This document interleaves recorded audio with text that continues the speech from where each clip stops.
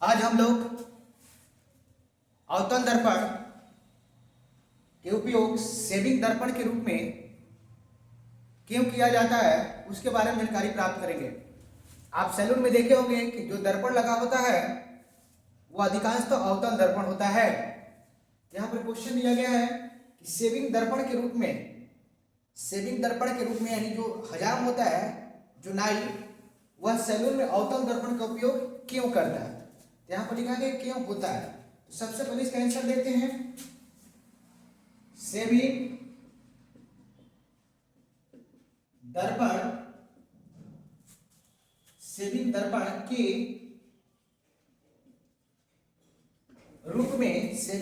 के रूप में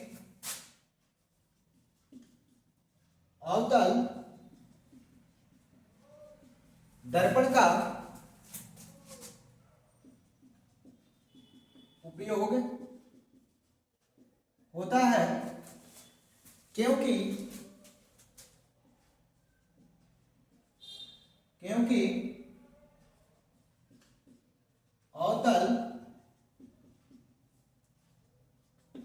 अवतल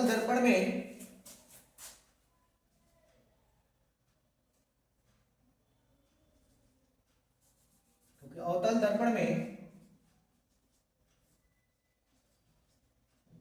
किसी भी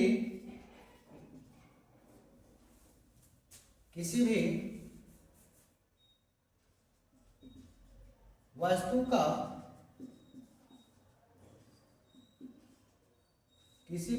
का जो प्रतिबिंब बनता है, किसी भी वस्तु का प्रतिबिंब सीधा बड़ा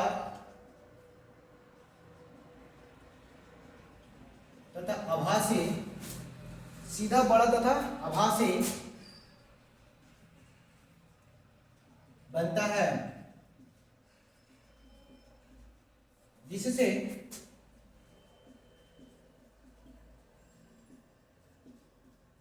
छोटे छोटे बाल बड़े बड़े नजर आते हैं।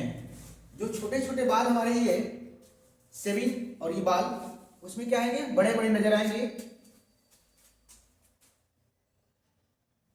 छोटे छोटे बाल बड़े बड़े नजर आते हैं, इसलिए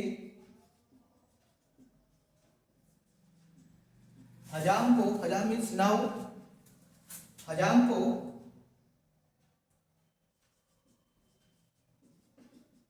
सेविंग करने में आसानी होती है।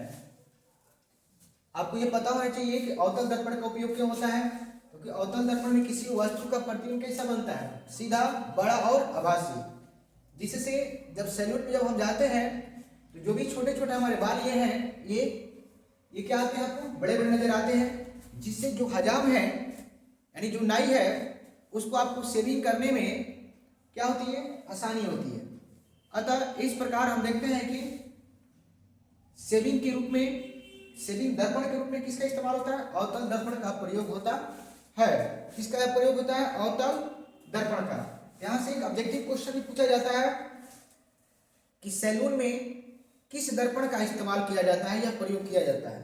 तो किसका, तो अवतल दर्पण का।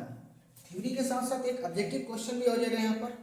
अवतल दर्पण का और भी कई उपयोग है, जैसे हेडलाइट में, टॉर्च में, ठीक है, सौर भट्टियों में, बहुत सारा उपयोग है इसका। तो सबसे पहले भी किसका लिखे हैं आपको, सैलून में आप दंत चिकित्सक को भी देखिएगा तो किसका इस्तेमाल करता है, अवतल दर्पण का। इस प्रकार से हम लोग देखते हैं कि अवतल दर्पण का सैलून में क्यों इस्तेमाल होता है। तो इस क्वेश्चन को अच्छी तरह नोट कर लीजिए।